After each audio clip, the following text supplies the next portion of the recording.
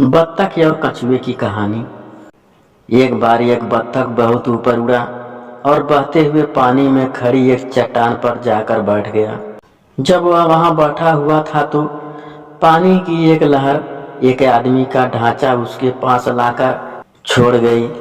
बत्तख ने उसको ठीक से देखा तो उसको पता लगा कि वह तो एक आदमी का शरीर था जो एक चट्टान से आकर रुक गया था। उसने उस शरीर पर एक निशान भाले का और एक निशान तलवार का देखा। उसने सोचा कि शायद यह आदमी कोई बुरा काम करने वाला था, इसीलिए कुछ आदमियों ने इसको मार डाला होगा और अब वे लोग शांति से रह रहे होंगे। यह बत्तख यह सोच ही रहा था कि एक गिद्ध और कुछ बड़ी चिड़िया उसके ऊपर आई। उनको आते देखकर उसने सोचा कि अब उसको यहाँ नहीं रुकना चाहिए। वह यह सोचकर वहां से उड़ चला और एक ऐसी जगह जाकर बैठ गया जहां से वह सब कुछ देख सकता था कि वहां क्या हो रहा है। अब की बार वह एक नदी के बीच में उगे हुए एक पेड़ पर जाकर बैठ गया। वह अपने पैदा होने की जगह छोड़ने की वजह से दुखी था। वह सोच रहा था कि वे दुख मेरा पीछा ही नहीं छोड़ रहे। पहले मैंने वह मरा हुआ शरीर देखा, उसको देखकर मुझे लगा कि मैं उसको खा लूंगा, पर उसके बाद वहां वे बड़ी बड़ी चिड़िया आ गई तो उसकी वजह से मुझे अपनी जन्मभूमि तक छोड़नी पड़ी और यहाँ अनजानी जगह में आना पड़ा। मैं अपने इस बुरे भाग्य से कैसे बचूं?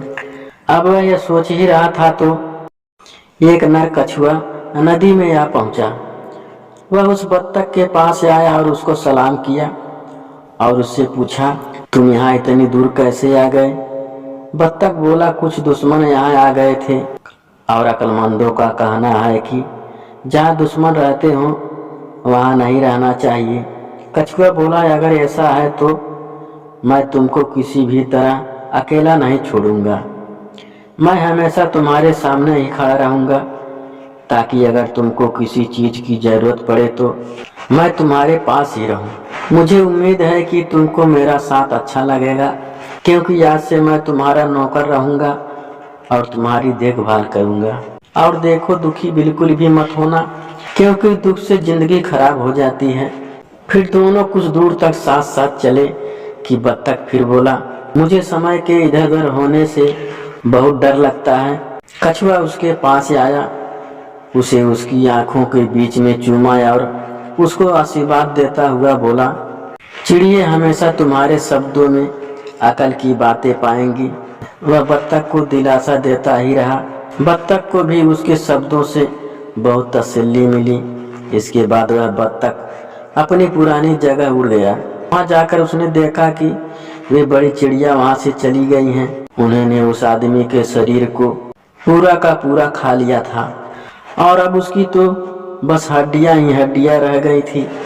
यह देखकर वह आपस कछुए के पास उड़कर आ गया और उसको बताया कि उसके दुश्मन वहां से चले गए हैं और अब वह अपने घर अपने लोगों के साथ रहने के लिए वापस जा रहा था। वे दोनों बत्तख के घर तक गए और देखा कि अब वहां पर कोई डर नहीं है। सो वे दोनों वहां उस टापू पर आनंद से रहने लगे। जब वे वहां पर जिंदगी की आनंद ले रहे थे कि अचानक एक भूखी चील ने आकर बत्तख के पेट में अपनी चोंच मारी और उसको मार डाला। उसकी मौत की वजह थी तारीफ करने की तरीके की तरह ध्यान न देना। ऐसा कहा जाता है कि उसने तारीफ इस तरह से की, सब भगवान की मेहरबानी है, वही हुक्म देता है, वही सबको चीजें देता है और वही सबका पालन करता है। और इसी वजह से बत्तख का यह अंत हुआ।